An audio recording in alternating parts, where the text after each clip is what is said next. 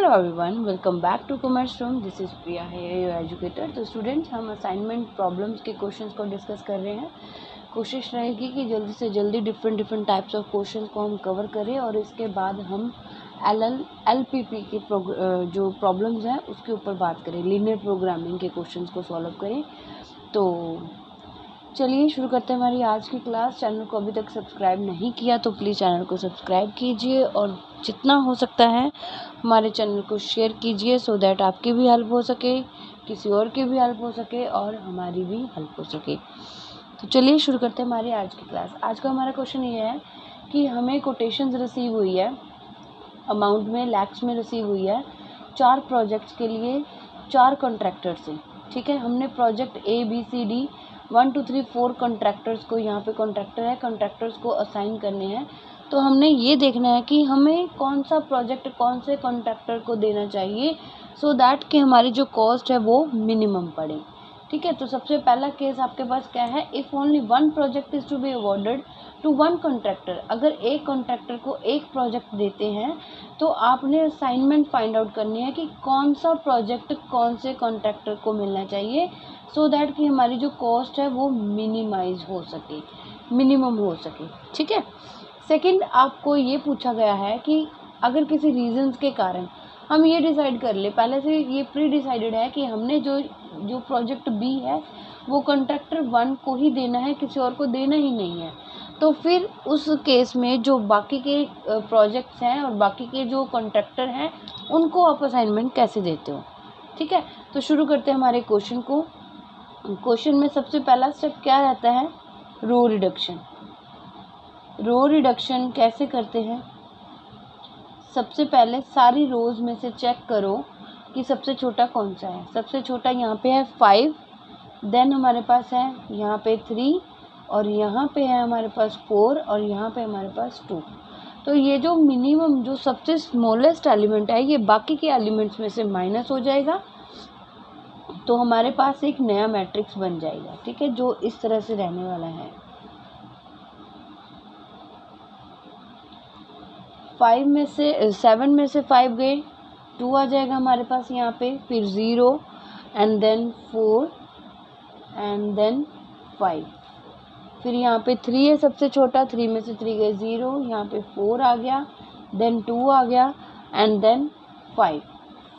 यहाँ पे सबसे छोटा है 4, तो यहाँ पे आ जाएगा 3, फिर आ जाएगी 0, फिर आ जाएगा 4 एंड देन आ जाएगा हमारे पास 5। फिर सबसे छोटा है हमारे पास 2, तो 8 में से 2 गए 6, यहाँ पे हमारे पास आ जाएगा 5, यहाँ पे 3 एंड यहाँ पे 0। इस तरह से हमारे पास एक नया मैट्रिक्स बन गया है। ठीक है, अब हमने क्या करना है, असाइनमेंट देनी है? नहीं जी नहीं। अब हमारा स्टेप रहने वाला है असाइनमेंट के बाद कॉलम रिडक्शन का। ठीक है, तो अभी हमें कॉलम रिडक्शन करना है। कॉलम रिडक्शन के लिए हमें जो नया मैट्रिक्स बनाया है उसी में से चेक करेंगे। यहाँ पे 0 है तो ये एज इट ही आ जाएगा, यहाँ पे भी 0 है, सबसे स्मॉलेस्ट चाहिए होता है हमें, तो ये भी एज इट ही आ जाएगा। यहाँ पे हमारे पास 0 नहीं है, तो यहाँ पे हमारे पास सबसे छोटा कौन सा है, 2। यहाँ पे 2 में से 2 जाएंगे तो 0 बन जाएगी, बाकी एलिमेंट्स में से भी 2 माइनस हो जाएगा, तो ये कम हो जाएगी, इनकी जो वैल्यू है वो कम हो जाएगी। तो यहाँ पे हमारे पास 0 है, ये एज इट ही आ जाएगा। 2 0 3 एंड 6, 0 4 0 5, then 2 0 2 and 1, 5 5 5 and 0। यहाँ पे ना मैंने आपको बताया नहीं है, मैंने एक छोटी सी मिस्टेक की है स्टार्टिंग में। सबसे पहला स्टेप हमारा होता है बैलेंस करना, बैलेंस चेक करना कि ये जो हमारा मैट्रिक्स है वो बैलेंस है या नहीं। देखो क्वेश्चन में क्लियर ही था कि 4 प्रोजेक्ट एंड 4 कॉन्ट्रैक्टर हैं। ठीक है, यहाँ पे मेरे पास बैलेंस ही थी ये चीज़, बट फिर भी मुझे बताना था आपको कि ये चीज़ आपने स्किप नहीं करनी है, बैलेंस्ड होना ज़रूरी है। ठीक है, अब यहाँ पे तो क्वेश्चन में क्लियर ही था, अगर मैं आपको बार बार बताऊँगी तभी आपको याद रहेगा ना स्टेप को, कि ये चीज़ भी हमने चेक करनी होती है। ठीक है, तो यहाँ पे हमने कॉलम रिडक्शन कर लिया है। अब हम यहाँ पे करेंगे असाइनमेंट्स। सबसे पहले हमारे पास ये 0 है, यहाँ पे हमने असाइनमेंट दे दी। चलो बाकी वाली इसके आसपास और इसके नीचे वाली कैंसिल हो जाएंगी। अब हमारे पास सेकंड रो में ये 0 है तो उसके सामने वाली ये कैंसिल हो जाएगी। इस रो में हमारे पास एक ही 0 है तो ये वाली हमारी असाइनमेंट होगी। तो कौन सी रो में असाइनमेंट नहीं है? हमारी थर्ड रो में असाइनमेंट नहीं है। यहाँ पर चेक करो इस रो में 0 कहाँ पे है। इस रो में 0 ये थी जो कि कैंसिल हो गई है। अब हमने इसके कॉलम को मार्क करना है। कॉलम को मार्क कर लिया। अब इस कॉलम में चेक करो कि असाइनमेंट कहाँ पे है। ये फर्स्ट रो में है, फर्स्ट रो मार्क हो गई। तो ये इस तरह से स्ट्रेट लाइन लगेंगी। जिसको मार्क किया है, जिसको टिक लगाई है, उसको छोड़ देना, बाकी के ऊपर हमने स्ट्रेट लाइन निकालनी होती है। अब हमारा क्या स्टेप रहने वाला है, हम एक नया मैट्रिक्स ड्रॉ करेंगे। जैसे सबसे जो हमारे पास एलिमेंट्स बचे हैं, सबसे छोटा देखो कौन सा है, फिर वो माइनस हो जाएगा बाकी के एलिमेंट्स में से। सबसे छोटा हमारे पास 2, 2, 5, 3, 2, 5, इनमें से सबसे छोटा हमारे पास 2 ही है। तो हमारा नया मैट्रिक्स बनेगा यहाँ पे एक step 3 A, B, C and D, 1, 2, 3 and 4। देखो स्टूडेंट्स, क्वेश्चन चाहे सिंपल था, आप ये मत सोचना कि मैम ये सिंपल क्वेश्चन क्यों कवर करवा रहे हैं। यार यहाँ पे मेरा मेन मोटिव था आपको स्टेटमेंट क्लियर करने का, ठीक है, कि इस तरह की भी स्टेटमेंट हमारे पास हो सकती हैं। तो 2 में से 2 गए, 0, 0, यहाँ पे भी 0 और यहाँ पे 3, ठीक है। यहाँ पे 0, यहाँ पे हमारे पास बन जाएगा 6। जो इंटरसेक्शन पॉइंट होते हैं वो प्लस होते हैं। फिर 0 एंड देन 5। 3 में से 2 गए, 1, 0, 0 एंड देन 3, 6, यहाँ पे भी 6, यहाँ पे 1, यहाँ पे 0। तो ये मैट्रिक्स आपका बन गया, ठीक है। अब हमने असाइनमेंट देनी है नए वाले मैट्रिक्स में। तो ध्यान से असाइनमेंट देनी है हमने कि हमारी जो 0 है वो किसी और की वजह से कैंसिल ना हो जाए। जहाँ पे सबसे पहले देनी चाहिए वहाँ पे हम सबसे पहले देंगे। ये हमारी एक ही रो 0 थी यहाँ पे। अब देखो लास्ट टाइम यहाँ पे हमने असाइनमेंट दी थी, यहाँ पे असाइनमेंट दी थी, अगर आपको ये वाला याद हो तो यहाँ पे असाइनमेंट दी थी तो ये 0 कैंसिल हो गई थी। अगर हम फिर से इसी को साइन करेंगे तो ये वाली 0 कैंसिल हो जानी है, ठीक है। तो इस तरह से आपने बैलेंस बना के चलना है कि कोई भी 0 है जो फ्री में कैंसिल ना हो जाए। अब हम इसको तो स्किप करेंगे, इसको नहीं देंगे असाइनमेंट, ठीक है। तो सबसे पहले ये 0 पड़ी है हमारे पास, इसको हमने असाइनमेंट दे दी। ये कैंसिल होगी इधर से ये कैंसिल होगी। अब यहाँ पे हमारे पास ऑप्शन है तो ये वाली आ गई असाइनमेंट यहाँ पे होगी, तो ये कैंसिल होगी हमारी, ठीक है, कैंसिल हो गई, ये कैंसिल हो गई तो असाइनमेंट इसको मिल गई। अब 4 ही हमारे पास प्रोजेक्ट थे और 4 ही हमारे पास कॉन्ट्रैक्टर थे, सबको असाइनमेंट मिल चुकी है, ठीक है, मिल गई ना असाइनमेंट सबको। तो यही हमारा ऑप्टिमम रिजल्ट था। इसी से हमारी जो है कॉस्ट वो मिनिमम रहने वाली है, कॉस्ट हमारी मिनिमम रहने वाली है। तो जो सबसे स्टार्टिंग में मैट्रिक्स आपको दिया होता है ना, तो उसमें से हमने देखनी होती है कॉस्ट कितनी बनेगी। तो हमारा रिज़ल्ट क्या बना, जो प्रोजेक्ट जो कॉन्ट्रैक्टर ए है उसको प्रोजेक्ट ए देंगे, जो कॉन्ट्रैक्टर 2 है उसको प्रोजेक्ट सी देंगे, जो कॉन्ट्रैक्टर 3rd है उसको हम बी प्रोजेक्ट देंगे, जो कॉन्ट्रैक्टर 4th है उसको हम डी प्रोजेक्ट देंगे। अब इनमें से देख लो, सबसे जो स्टार्टिंग में आपके पास मैट्रिक्स गिवन है ये वाला मैट्रिक्स, यहाँ पे हमने देख लेनी है कि कॉस्ट हमारी कितनी पड़ेगी। तो फर्स्ट को हम ए दे रहे हैं, तो ये हमारी 7 है, ठीक है। सेकंड को हम सी दे रहे हैं, तो ये हमारी 5 है, 7 + 5 हो जाएगा। देन थर्ड को हम बी दे रहे हैं तो ये हमारा 4 है, और फोर्थ को हम डी दे रहे हैं तो ये हमारा 2 है। तो इन सब का टोटल हो गया हमारे पास 18। ये आपने लिख के भी दिखाना होता है, ठीक है। तो आपकी जो टोटल कॉस्ट पड़ेगी, अगर आप इस तरह से प्रोजेक्ट को साइन करते हो तो 18 पड़ेगी, 18 lakhs। अमाउंट है जो वो 18 लाख की आएगी, ठीक है। तो 18 आंसर आपने देना है।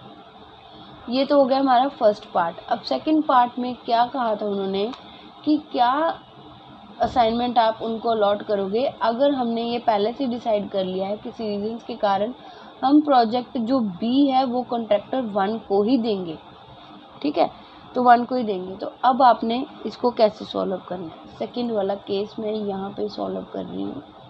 आई होप यहाँ पे आपको क्लियर हो जाएगा, क्योंकि मुझे दोबारा से स्टेटमेंट नोट डाउन करनी पड़ेगी अगर मैं कहीं और सॉल्व करती हूँ। तो यहाँ पे हमारा सारा हो जाएगा कवर। सबसे पहले हमने फर्स्ट वाली रो को कैंसिल कर देना है, ये वाली, क्योंकि जो कॉन्ट्रैक्टर फर्स्ट है उसको हमने बी प्रोजेक्ट ही देना है।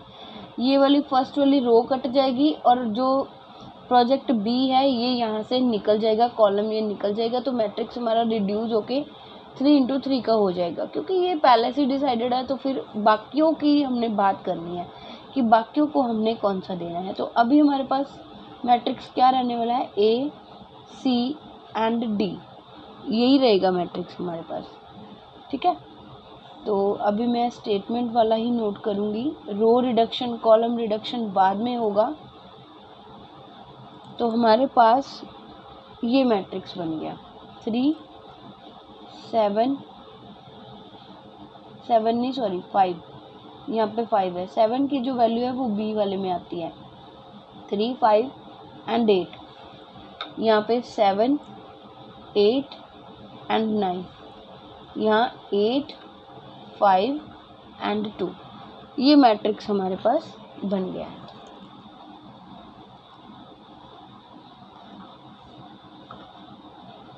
थ्री इंटू 3 का मैट्रिक्स बन गया। अब हम क्या करेंगे यहाँ पे, रो रिडक्शन। रो रिडक्शन के लिए सबसे पहले देखो रो में सबसे छोटा कौन सा है, 3, 3 में से 3 चले जाएंगे, बाकी एलिमेंट्स में से भी माइनस हो जाएगा, 0 2 एंड देन 5। फिर सबसे छोटा हमारे पास 7, 0 आ गया, यहाँ पे 1 आ गया और यहाँ पे 2 आ गया। फिर सबसे छोटा 2 है तो यहाँ पे हमारे पास 6 आ गया, यहाँ पे 3 आ गया और यहाँ पे 0 आ गया। मैंने नोट ही नहीं किया कि आपको दिखाई नहीं दे रहा होगा। तो इस तरह से मेरा नया मैट्रिक्स बन गया है। ये हमने करी है रो रिडक्शन। अब हम करेंगे column reduction, column reduction and assignment. Hand writing मेरी बहुत ज़्यादा गंदी हो गई, अब काम करते रहो तो फिर सही रहता है।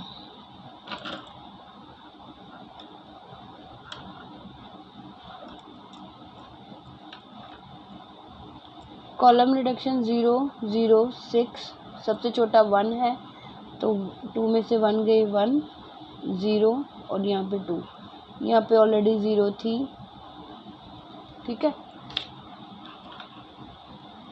इस तरह से आपने असाइनमेंट दे देनी है।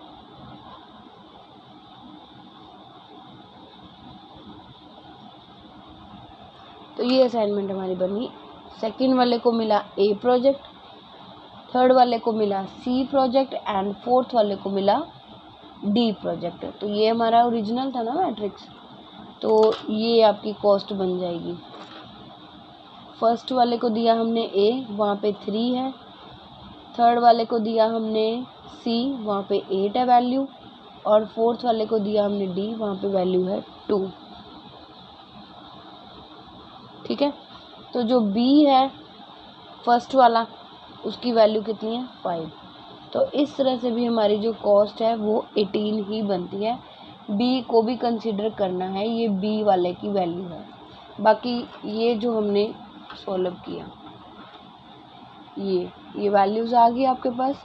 तो दोनों की तरह कॉस्ट सेम ही पड़ेगी, चाहे आप जैसे मर्जी दे दो, ठीक है। लेकिन वहाँ पे कुछ रीज़न से जहाँ पे हमने स्पेसिफिकली जो कॉन्ट्रैक्टर 1 है उसको बी प्रोजेक्ट ही देना है, तो बाकियों को हम इस तरह से असाइन करेंगे, ठीक है। So this was all about your this question. And चलिए मिलते हैं हमारी नेक्स्ट क्लास में। किसी भी क्लास को मिस मत करना, क्योंकि मैं अब सिंपल क्वेश्चंस नहीं कवर करने वाली, मैं आपको डिफरेंट क्वेश्चंस ही करवाने वाली हूँ। थोड़े से बोरिंग लग सकते हैं आपको, लेकिन थोड़ा सा पेशेंस रख के चलिएगा। ये बोरिंग लगना ठीक है, लेकिन बाद में आपको काम बहुत आएंगे, ठीक है। तो चलिए शुरू करते हैं हमारी नेक्स्ट क्लास थोड़ी देर के बाद। Thank you.